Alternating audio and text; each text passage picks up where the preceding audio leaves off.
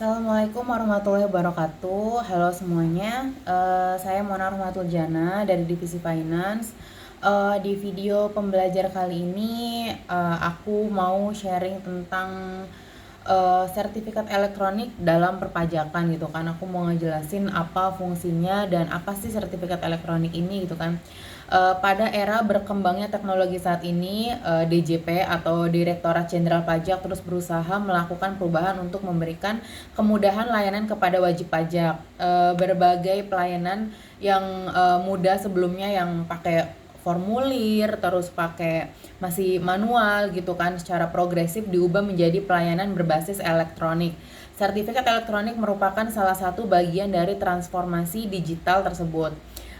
Sejak fungsi layanan ISPT sebagai saluran pelaporan SPT massa digantikan oleh aplikasi e-Bupot, unifikasi pada bulan April 2022, beberapa wajib pajak diharuskan untuk membuat permohonan sertifikat elektronik. Kondisi ini menimbulkan pertanyaan, apa sih sertifikat elektronik itu, apa sih fungsinya, dan bagaimana cara menggunakannya. Bagi wajib pajak, pengusaha kena pajak atau PKP kemungkinan sudah tidak asing lagi dengan istilah sertifikat elektronik.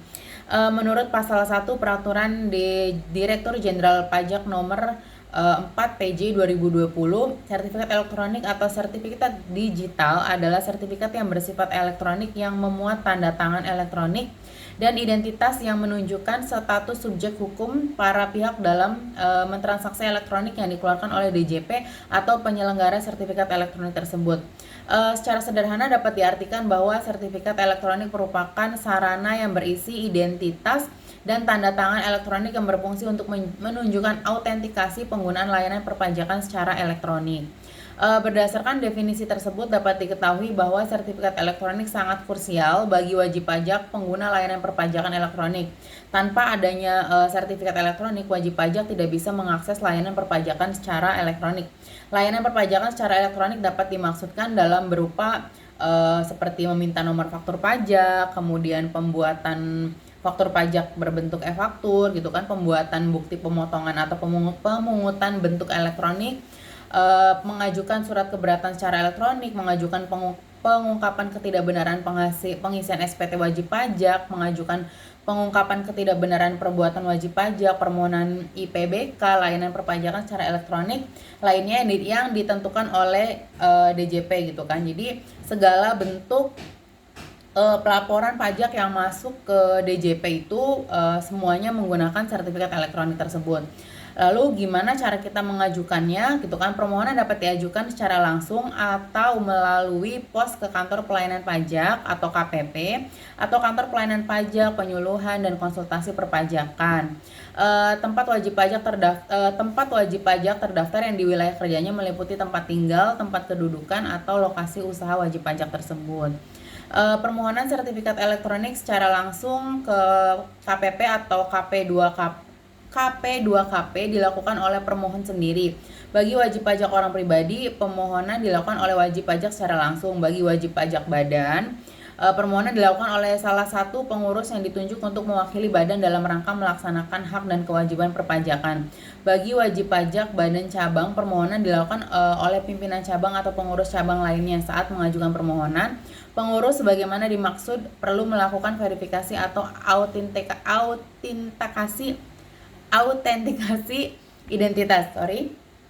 Jadi saat mengajukan permohonan, wajib pajak harus melengkapi dokumen-dokumen yang memang menjadi syarat-syarat identitas dalam melakukan verifikasi e-elektronik ini. Berikut ini merupakan dokumen dan persyaratannya. Pertama itu ada formulir permohonan sertifikat yang diisi ditandatangani oleh wajib pajak atau diwakilkan oleh pemberi kuasa di wajib pajak badan. Kemudian dokumen resmi yang menunjukkan identitas kayak KTP, NPWP, dan kartu pendiri usaha badan gitu kan, kayak akte badan gitu kan. Terus SPT tahunan pajak penghasilan seluruh anggota untuk tahun pajak terakhir dan jangka waktu melampaui telah jatuh tempo pada saat pengajuan permintaan sertifikat elektronik gitu kan. Jika syarat telah dipenuhi, petugas akan menerbitkan sertifikat elektronik dalam bentuk file Personal Information Exchange. Masa berlaku sertifikat elektronik adalah 2 tahun sejak sertifikat elektronik diberikan oleh DJP. Artinya setelah 2 tahun berlalu harus diperpanjang sertifikat elektroniknya. Kemudian wajib pajak harus mengajukan permohonan sertifikat kembali apabila masa berlaku sertifikat tersebut sudah habis.